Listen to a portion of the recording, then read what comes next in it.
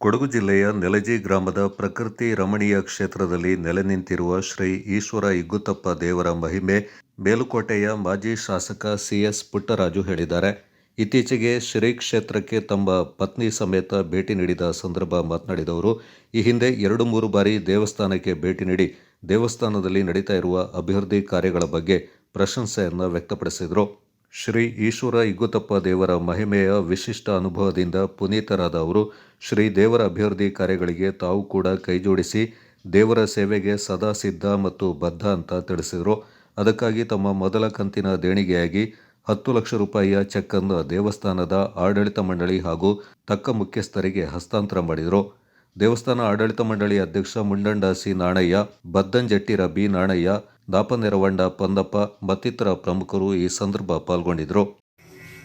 ವಿಶೇಷವಾಗಿ ನಾನು ದಾವಾ ಚಿನ್ನಪ್ಪ ಅವ್ರಿಗೆ ನಾನು ಹೃತ್ಪೂರ್ವಕವಾದಂಥ ಅಭಿನಂದನೆ ಸಲ್ಲಿಸ್ತೇನೆ.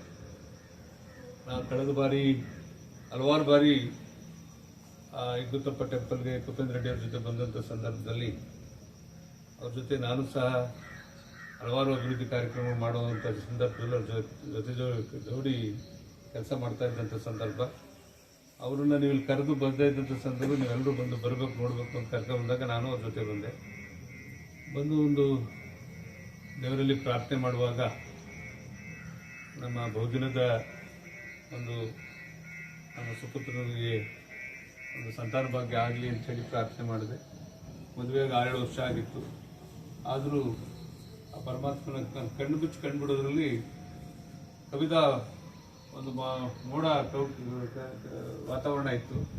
ಅದು ಎಲ್ಲೋ ಒಂದು ಕಡೆ ನನಗೆ ಬೆಳಕು ಕಂಡು ಬಿಟ್ಟಾಗ ಒಂದು ರೀತಿ ಸೂರ್ಯನ ಬೆಳಕು ನನ್ನ ತಲೆ ಮೇಲೆ ಪಾಸಾದಾಗ ಆಗಿ ನನಗೆ ಅಗತ್ಯ ಅಂದ್ಕೊಂಡೆ ದೇವ್ರು ನಾನು ಒಳ್ಳೇದು ಮಾಡ್ತೀನಿ ಅಂತೇಳಿ.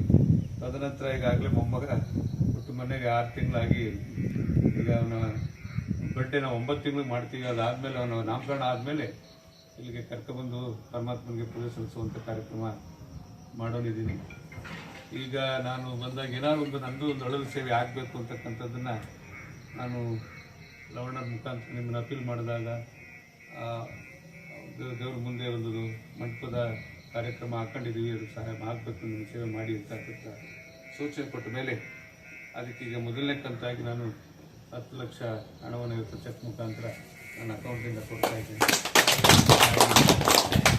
ನಾನು ಇವತ್ತು ನಮ್ಮ ಈ ಕ್ಷೇತ್ರಕ್ಕೆ ಇವತ್ತೇನು ನನಗೆ 3 ದೇಗುಲಗಳು ಇವತ್ತು ಇಲ್ಲಿ ಪರಮಾತ್ಮ ಬಂದು ತಪಸ್ ಮಾಡಿ ಬಹುತೇಕ ಈ ನಾಡಿಗೆ ಕಾವೇರಿ ಮಾತೆಯನ್ನು ಕಳಿಸ್ಕೊಡುವಂಥ ಒಂದು ಸಂಕಲ್ಪ ಏನು ಮೊದಲಿಂದ ನಡ್ಕೊ ಬಂದಿದೆ.